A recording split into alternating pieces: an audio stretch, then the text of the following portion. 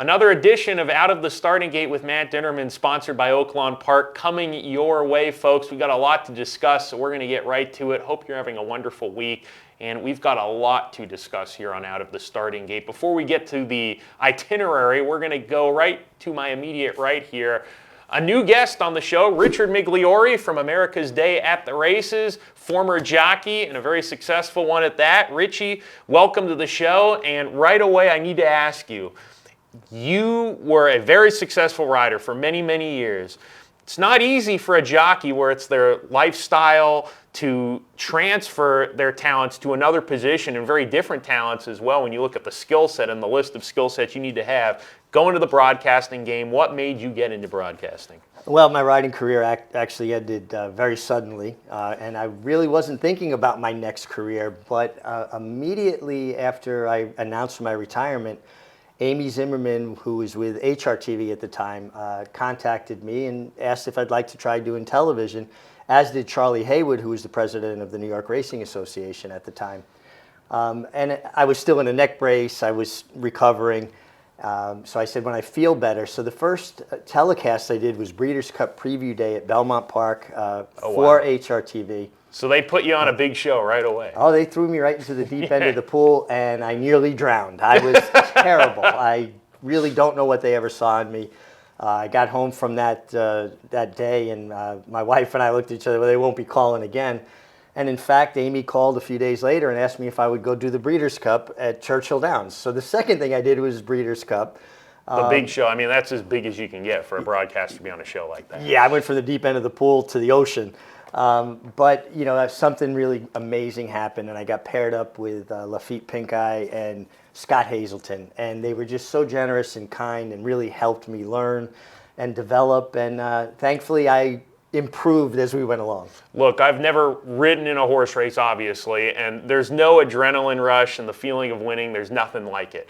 There's no adrenaline rush, as I should say, like winning a race. But there is a different type of adrenaline rush on air as well. Oh, absolutely. And the one thing that I really, really take a lot of pleasure in is trying to educate. I want to open people's eyes and ears, their mind, their heart, to looking at things a little bit of a different perspective. And maybe if I can teach somebody something about our game and kind of draw them in more, then I feel like I'm being successful at it. And that's a great way to look at it. I always look at it as hospitality, and we're here to help enhance the experience for the viewer, for the listener. And we're going to try to do that on Out of the Starting Gate here. So you're going to be able to get to the plate, try to hit a home run with some of our analysis today. Well, I'm really looking forward to it, and thank you for having me on, by the way. It's great to have you here, and we're very happy that Richard is here for the duration of the meeting here for America's Day at the Races.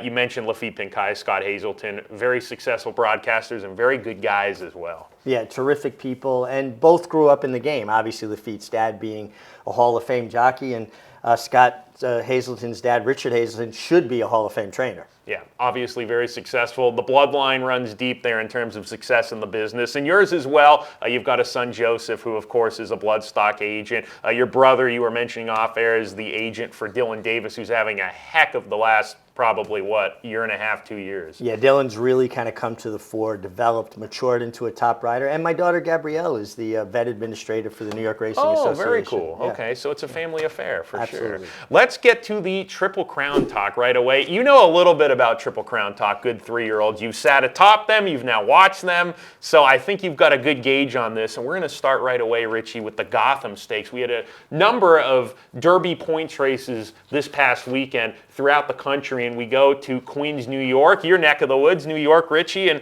we saw Flood Zone at 17-1 score an upset in the Gotham Stakes for Raylu Gutierrez and Brad Cox. Not a jockey-trainer combination you see often. And I was very impressed with this. This horse was moving from the barn of Jose D'Angelo, really took a step up for the new barn and won convincingly. Yeah, I mean, this is a horse that was privately purchased, and Raylu had ridden him. Brad Cox was gracious enough to leave him on the horse. And you know what was really impressive about this? First of all, Sand Devil, the runner-up, is a very nice horse. He's a New York bred, extremely well bred. He was undefeated going into the Gotham. But earlier in the day, they ran the Stymie, going a mile, older horses. They ran faster, the 3-year-olds, Flood Zone, ran faster than the older horses did in the Stymie a few races earlier. And when a 3-year-old runs faster than an older horse this time of year, that really bodes well for them going forward. And Flood Zone, of course, for the right connections. Brad Cox, who was a number of good 3-year-olds. You mentioned Sand Devil, Richie. He stumbled at the break, and I think that probably altered his chance to maybe have a better chance to win. I don't know if he would have won, but he's certainly coming out of the gate didn't have the best start. Yeah, he didn't have the best start, but honestly, my strong opinion, and he was just second best on the day. And I think Flood Zone, he'll be running in the Wood Memorial. It sounds like Brad Cox is just going to keep him in New York. Do you think that little bit extra ground is going to hurt him, or do you think that'll help him? You know, the way he finished up the Gotham on a very slow racetrack at Aqueduct on Saturday makes me believe he'll stay at least the 9 furlongs. The 10 furlong is a question that won't be answered until the first Saturday of May. Sure, Flood Zone for the Brad Cox barn. Raylu Gutierrez, good to see him have a good 3-year-old. And actually, I had heard in an interview, Richie, that the reason Raylu kept this mount was as simple as he reached out to Brad Cox himself and said, I would love to ride this horse. And as you know, all it takes for a jockey sometimes is to get your name out there and to be aggressive and say, hey, I'm available, use me. Well, and I think trainers appreciate when a rider reaches out. It shows how much desire they have to make that mount, and you're more likely to get that opportunity by doing it yourself than having your agent do it. And it seems like trainers do enjoy seeing the jockeys in the barn. They like to see the agents in the sense that their agents are the ones that they communicate with, the trainers, to make sure everything's lining up okay. But the jockeys are the ones that are working the horses. And we're going to talk about a different scenario in just a little bit, which we'll get to, about another jockey and talking about relationships. But we were mentioning off air how when you cultivate these relationships, it helps you that much more in this game. Oh, absolutely. And you got to be able to communicate, you know, convey to people what you feel about a horse or something that might help them to get the best out of a particular horse. And trainers work very, very hard. So they appreciate when they see jockeys working very, very hard. Well, I'll tell you one good jockey-trainer combination is Junior Alvarado Bilmont. We've seen over the years them do very well, and that's a good segue into our next Triple Crown talk race. That was the Fountain of Youth from Hallandale Beach, Florida. A little warmer, a little sunnier down there, I would imagine, in Florida this past weekend, and we saw a very impressive race from Sovereignty. The Godolphin Blue was sported by Junior Alvarado, got the job done. Richie, you've ridden at Gulfstream in your jockey career for many years, in fact. Going that short stretch, which, of course, the Fountain of Youth was a shorter stretch run. It's like here at Oaklawn, they have 2 finish lines. Does that cater to speed horses? Well, Gulfstream in general is a very position racetrack. It's not a track that's kind to horses that come from way, way back. So anytime you see a horse close the way Sovereignty closed, it's eye-catching, and you've got to really give them extra credit, if you will. I also think, though, and I think people really need to pay close attention to the runner-up with Johnny Velasquez. River Thames. He kind of got clear, and watch his ears. And a horse's ears are such a great indicator of their focus. They're almost like radar. And his ears got to flicking back and forth, up and down, and it felt like he might have pulled himself up a little bit, and Sovereignty came with a big run. I thought the race was good from both of those horses. River Thames won for the Todd Pletcher barn that was trying 2 turns for the first time, but he had won at a 1-turn mile in his last start. I want to get to Sovereignty first, though, a little more nitty-gritty analysis with him, because he had every right to run second in that race, sure, really. And Bill Mott had mentioned before the race that we want him to run well, we would love to see him win, but this isn't the race we're ultimately pointing to. So maybe he wasn't 100% cranked to win, and he still ran on and won. I thought it was a gigantic effort from him. Well, you know, Hall of Fame trainers like Bill Mott are not trying to get the most out of a horse every race, right? At the end of the day, even though these are important races in their own right, they're prep races. Right. They're races to propel you to the Kentucky Derby. And from what I understand, Sovereignty is not a very good workhorse in the morning. Some horses, you know, are very enthusiastic, and some are Allen Iverson. We're talking about practice, right? Sure. They're not that interested. So the fact that he was able to win this, like you said, not fully cranked up, it's something to make him move forward from. And River Thames, how do you see him in terms of more distance? See, I'm of a different idea of most people. I don't think the distance is what beat him. I think his lack of attention, his loss of focus is what cost him. And maybe it'll be blinkers, maybe it'll be something else. I'm sure Todd Pletcher will get to the bottom of that. Todd Pletcher, of course, one of the best to get these 3-year-olds ready to rumble in these Kentucky Derby preps and into the Triple Crown season in the second half of the year. Haskell, Travers, he's always got live contenders in those races. But I think a very strong race in terms of Kentucky Derby implications. Oh, no doubt. And 2 horses that are going to, different styles that I think can go forward and be players. Well, there were 2 runners at Santa Anita. We go to the other coast, the West Coast, Santa Anita Park for the San Felipe Stakes. And in terms of just speed figures alone, I know you're not a huge speed figures person, but if you are a speed figures person, you're going to look at this race and it's really going to jump off the page because journalism running down Barnes, just in terms of buyers, there are different types of speed figures. Journalism got a 108 buyer, Barnes got a 105 buyer, and overall, Richie, very strong race. These 2 were about 12 lengths clear of the 3rd place horse, and they put on a show. I am very much like you said, what I see visually, and I was very impressed with what I saw visually. Then, of course, when it gets backed up with a big figure, it kind of lends itself to credibility to what I saw. And I think Barnes ran a terrific race. Journalism was by far and away the best looking 3-year-old win that I've seen this year. He found another stride inside the 8th pole, and he went and got Barnes. Now think about this. If Journalism isn't in the race, Barnes is the buzz horse. He would have won by 10 lengths. Sure. And everybody would have said, Barnes, right? Right. So the fact that this horse went and got him, and I don't think that Barnes came back to him. He went and ran him down. And the way he found that other stride, he's the horse I'm most sure of at this point of getting the 10 furlongs of the Kentucky Derby. You're talking about journalism. Journalism, yes. I think this horse is just getting better with time. And Michael McCarthy, I think, listening to his interviews before the race and after the race, I wouldn't say he was surprised, but he was also taken aback a little bit by the fact that journalism himself, like sovereignty, this isn't the ultimate goal. He wanted him to run a good race. He got Kentucky Derby points, beating a trio of Baffert horses in the Los Alamitos Futurities, a 2-year-old. So this was a good starting point for him. And he ran a huge race, and I think Michael surely was pleased. But I would imagine Bob would have been very pleased with Barnes's 2nd place finish. Yeah, you want to win the race, but he took to the 2 turns, and I thought he took to it just fine. Yeah, no, I listen, you cannot knock Barnes' race whatsoever. And I don't think it was a matter of the distance got him. A better horse on the day ran him down. And that's not to say Barnes can't take another step forward as well. Visually, though, you watch both horses' strides. Journalism's the one whose legs were still up underneath him. There was no deterioration in his stride and the way he galloped out. And a good reference point, I was reading this just the other day, California Chrome got a 108 buyer figure in the San Felipe. Really? He went on to win the Kentucky Derby and the Preakness. Yes, and I need to ask you, because this is a big topic amongst people, first time 2 turns, right? You always ask yourself, can a horse go 2 turns as effectively at 1 turn, like Barnes, who was very impressive winning the San Vicente?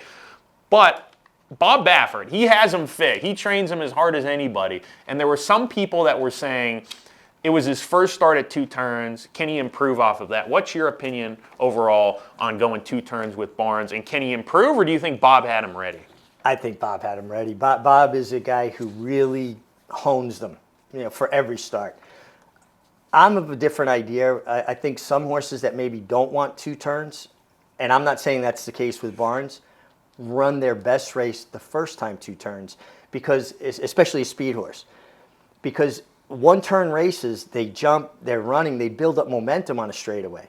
First time they go 2 turns, that first turn kind of takes them off the bridle and they'll come back to the rider and float. The second time they go 2 turns, the turn doesn't take them by surprise as much, and sometimes they stay a bit too keen, a little too much in the bridle. You know who else told me something along those lines, that first time 2 turns is exactly what you're going to find their best race, or if maybe they aren't going to be as effective as Jeff Siegel, who's a very good handicapper. He told me that a number of years ago. Yeah, Jeff, very sharp, very, very sharp. One other Triple Crown note that we must mention. We went over the Gotham, the Fountain of Youth, San Felipe. Obviously, Richie and I and many of you at home all thought that all 3 winners were impressive. They're going in the right direction, and that's where you want to go, in that right direction.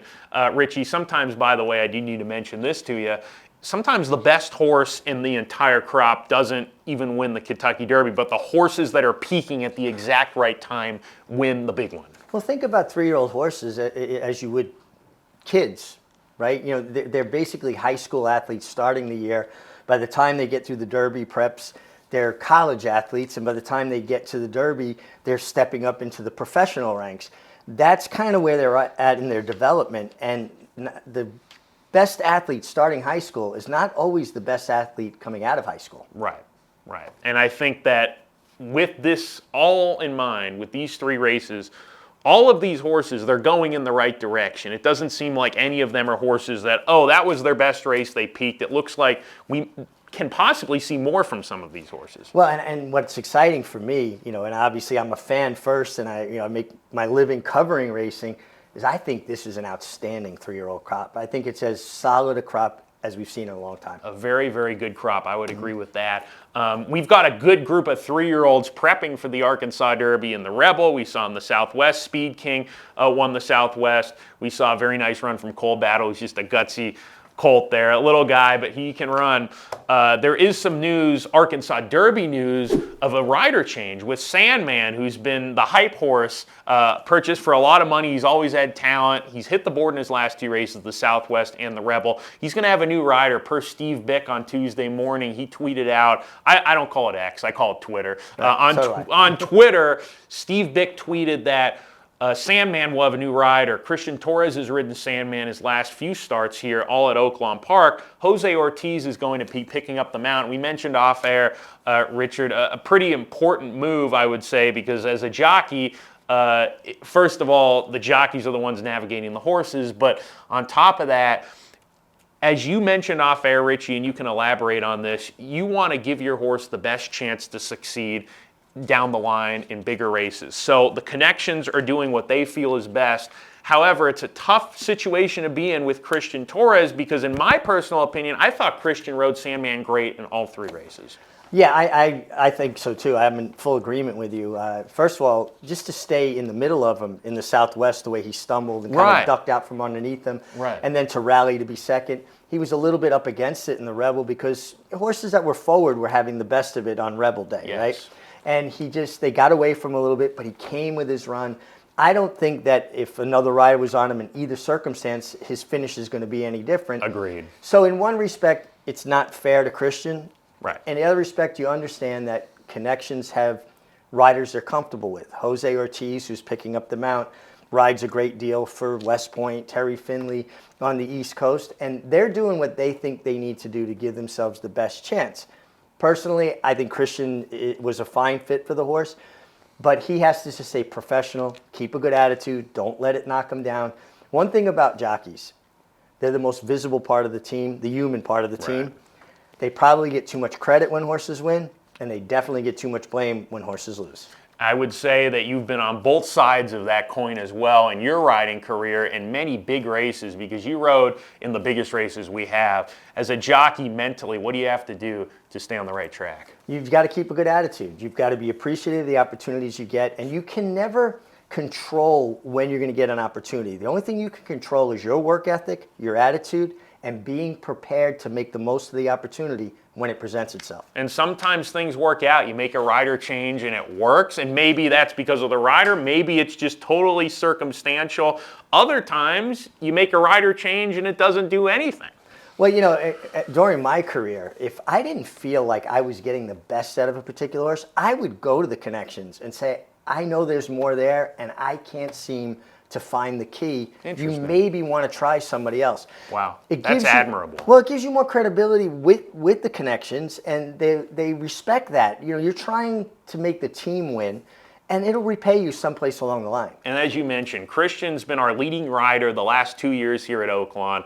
He did a phenomenal job to stay on Sandman and keep him going when, to be honest, Richie, I know it was a big race, $1 million race, the Southwest, but there are certain riders out there that maybe they wouldn't have tried as hard down the lane. They would have said, you know what, we're just going to turn this into a workout and try hard, but he made sure to get the most run out of them. So Christian's going to have no problem down the line getting big mounts down the road with horses like Sandman, whether it's later in the year or maybe next year and the years to come. If he keeps the right attitude, keeps riding the way he rides, and work ethic that he has, he'll get a shot. And I'm sure that he'll have a mount come Arkansas Derby for that particular race. It'll just be on a different horse. We're shifting our gears now from 3-year-old Triple Crown talk to older fillies and mares. And this is probably the biggest story of the racing week this coming week on Saturday, the Azeri Stakes for fillies and mares, 4 years old and upward, going a mile and a 16th. The biggest story, of course, is not the actual race itself, but who's in it. Horse of the Year, Thorpedo Anna.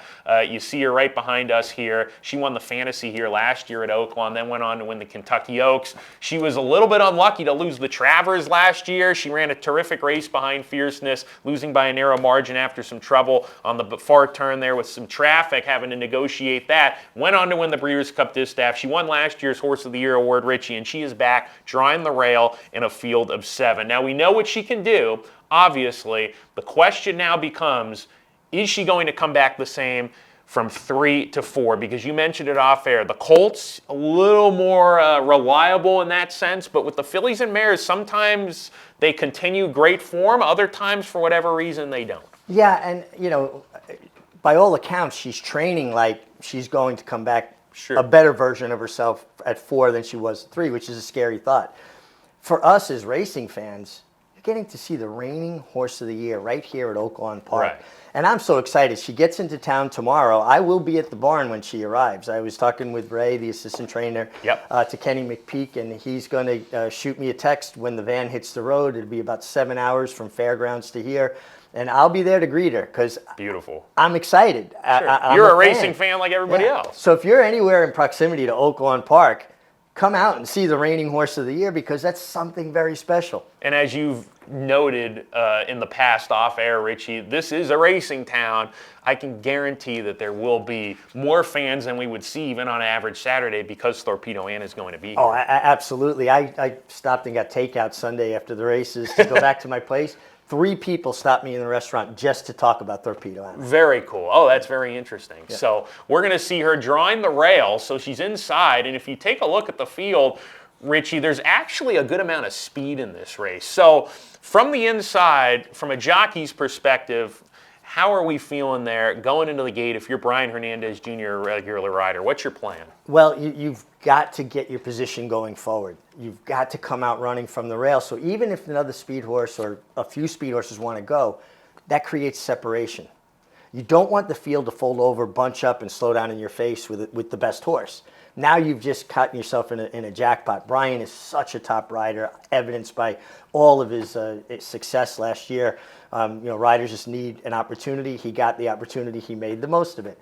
But if you come out running and someone's intent, it creates the separation you need, then it gives you options. You could slide out to the 2 or 3 path, make sure you secure running room. The last thing you want to do on a Horse of the Year or the best horse in any race is get in a position where you can't let them use their stride. And I'm sure they're just going to get her out of there, Brian Hernandez Jr., and just let her get in that good rhythm.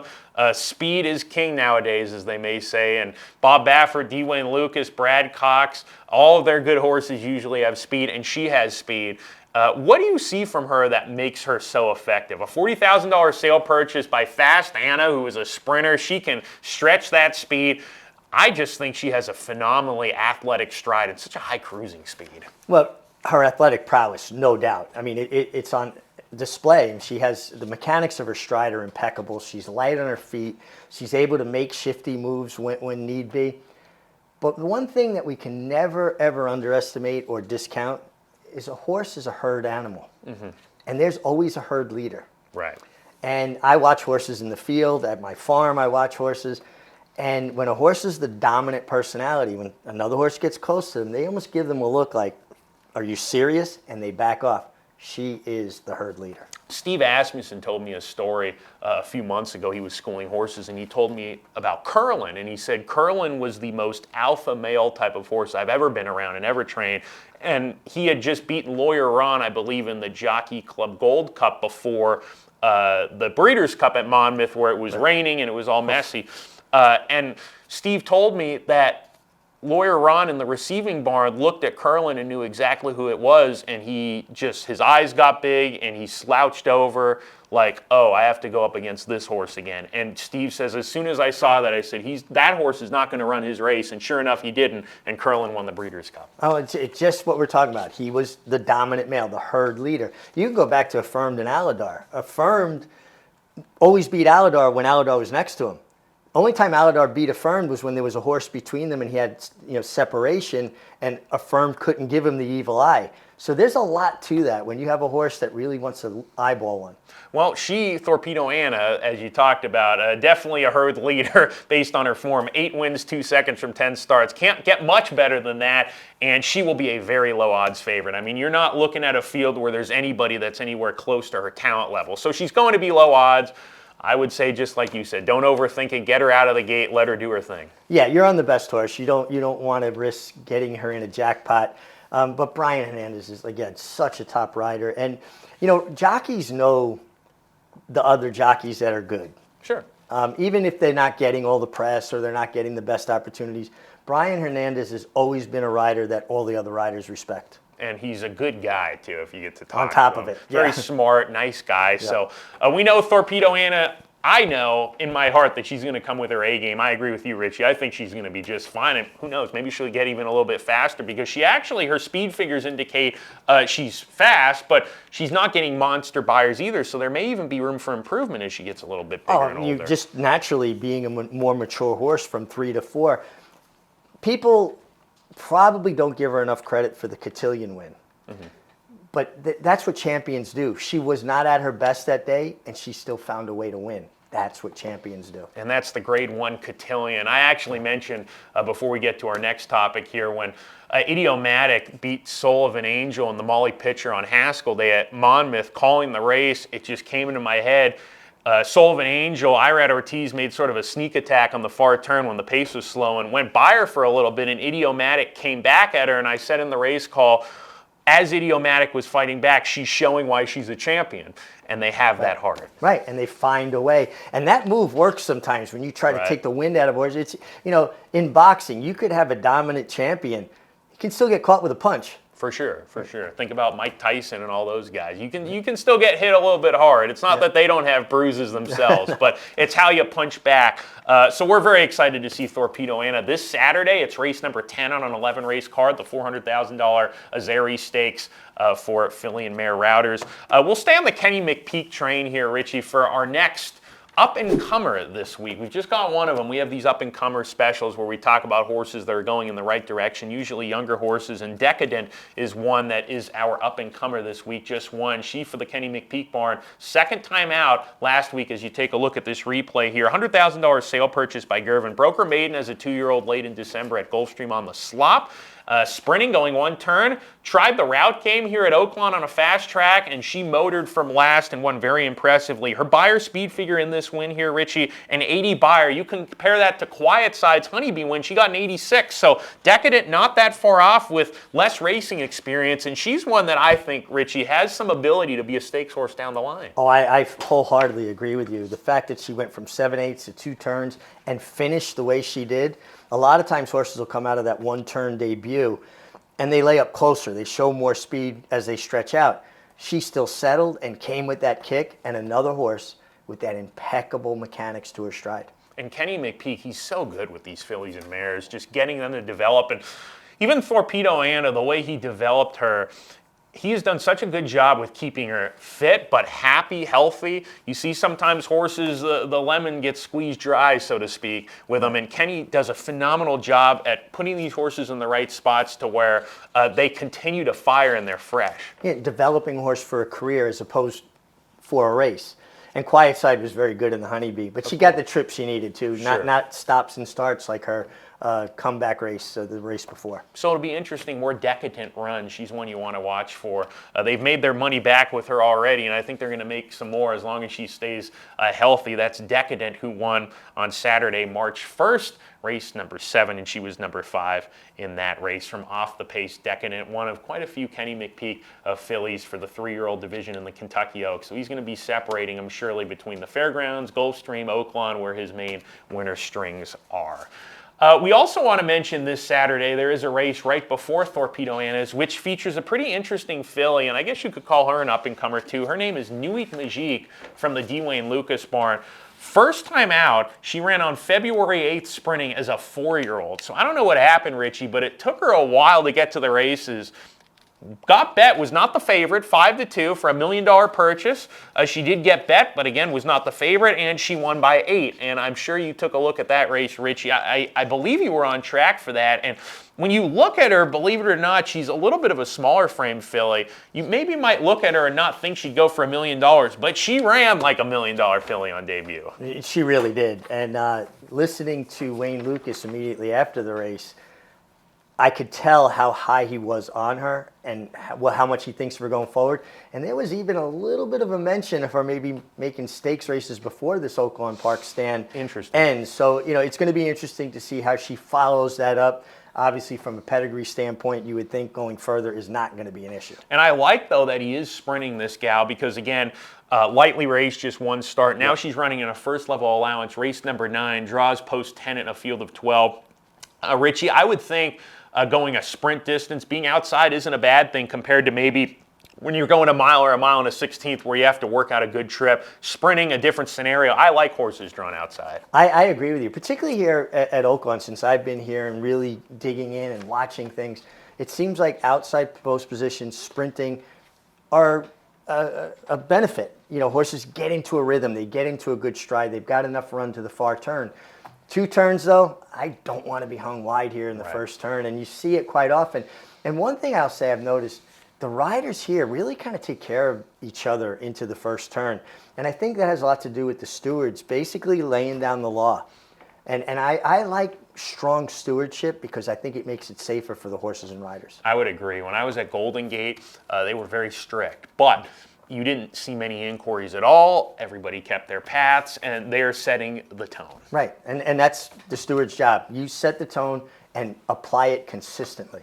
Nuit Magique, number 10 in race 9 at Oaklawn Park. So maybe you get to see a future star on the program right before the big star, the North Star, Thorpedo Anna, runs in race 10. Race 9, a very good race for allowance fillies and mares, first level allowance. And I also like this move by D. Wayne Lucas, one who is not shy to skip a condition. Maybe he's got a really good horse going to a stake. This particular scenario, late bloomer, lightly raced. We're running against horses. I mean, Awesome Anne Marie, she's 12-1 on the morning line. She's run 43 times. So you're going in against a lot more experienced runners. But instead of taking that big bump up, let's try to go through our conditions first. And one of the hardest things for a horse to do is after breaking their maiden and then taking on winners, and especially when they change distances. The fact that there's going to be some continuity helps her develop more. And much like on a boxing card, somebody fights on the undercard, eventually maybe fights the champion down the road. Maybe we see her later down the road taking on the likes of a Thorpedo Anna. And you mentioned earlier maybe routing down the road as well, and I'm excited to see that. She's by Arrogate out of a Muktak team mare, so Nuit Magique, when you want to watch out for potentially another up-and-coming star for us here at Oaklawn Park. One more segment to go, Richie. Denny's Clocker Pick of the Week. I always got a Clocker Pick for us. I'm McDreamy won last week, our Clocker Pick. Nice, keep it going. I'm trying to. So we've got one here that I thought looked very similar to I'm McDreamy in the way she worked. Her name is Plaza Q, and we're going to just stay right on the Kenny McPeak bandwagon here. We're going to take a look at this workout here. It went an easy 49 and change. Going to have Brian Hernandez Jr. in race 8 on Sunday. She'll be number 8, going 2 turns in a maiden special weight. She is a very good workhorse, but she's just cruising alongside this workmate who may be a maiden claimer, Frosted Miracle. She's under a hard ride here to keep up, but Plaza Q just easily outworking this runner here. Richie, going to you, and you watch workouts. You've been aboard a lot of workhorses, obviously, an insurmountable amount. But when you're watching workouts in the morning, what are you looking for? A lot of it is what the trainer's intention is. People shouldn't just look at times of workouts. They need to look at how horses are doing things. Horses aren't in an all-out drive. Usually they're in company, and much like, I'll stay with the boxing analogies, right? Sparring. You're not trying to knock the other one out. You're trying to get conditioning and move forward off of that. So when you see a horse cruising in hand like that, they're capable of doing a lot more. They're just doing what's asked of them. And also that speaks to a horse's kind of temperament if they listen to their rider's cues. Some horses have a lot of ability, but they want to run off, or they do things kind of working against themselves, using their energy inefficiently. This was a very efficient workout. I would say that when you're watching workouts as well, it's important as handicappers, not jockeys, but as handicappers not on the horse, to know the horses and know the circuit. For example, if you've got a pure router that's working with a very speedy sprinter who could even be a claiming horse, sure, sometimes those speedy sprinters will work better because they're just naturally quicker early, but those routers, they might not be able to keep up with a sprinter early, but if you watch them further down in the work, they're going to get stronger, and maybe that sprinter is going to have a tough time galloping out with them. Yeah, sprinters will always dazzle you in the morning where routers will not. And like you said, because they get in a rhythm. And the other thing that I think people should pay attention to is spacing of works. Okay. If a horse has consistent spacing every 6, 7, 8 days, whatever the pattern is, and there's no interruptions, that tells you have a very healthy horse that hasn't had to miss training.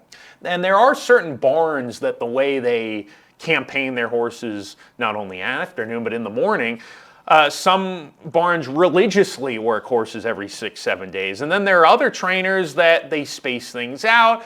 They're a lot more individualistic. This horse needs to go every 7 days. This horse is fit. I don't want him working for another 10 days. I know Richard Mandela, for example, is a perfect example of somebody who every horse is different. So if you see him work 6 days after their last work, then they wait 10. It doesn't mean they had to wait 4 extra days. They're unsound. It just means based on what he feels the horse needs to do, that's what they're doing. Yeah, no doubt about it. But more so with horses making their debut or younger horses who haven't had a steady campaign, you want to see, whatever the spacing is, that there's not huge gaps in the works. Sure, for sure. If you see a horse working and then they have 3 or 4 weeks off, there's usually a reason why they had to take a step back. Exactly. Richard Migliore, I don't like to call jockeys ex-jockeys. You're always a jockey at heart, even though you don't ride anymore in races. But you are a jockey at heart, but you're a phenomenal broadcaster as well. And you're just a credit to hard work, talent, and multiple facets of the game. It has been so great having you on, and hopefully before the end of the meet here, Richie, we can have you on again. I would love to do it again, and you got me blushing, but thank you for the kind words. So. Richard Migliore, you can listen to his analysis on America's Day at the Races. Surely all of you enjoyed his analysis. Here's some great insight from Richard here. I'm Matt Dinerman, the track announcer at Oaklawn Park. It's going to be a great week of racing, featuring, of course, on Saturday here at Oaklawn, Thorpedo Anna, another edition of Out of the Starting Gate complete. Have a great racing week, and we'll see you next week.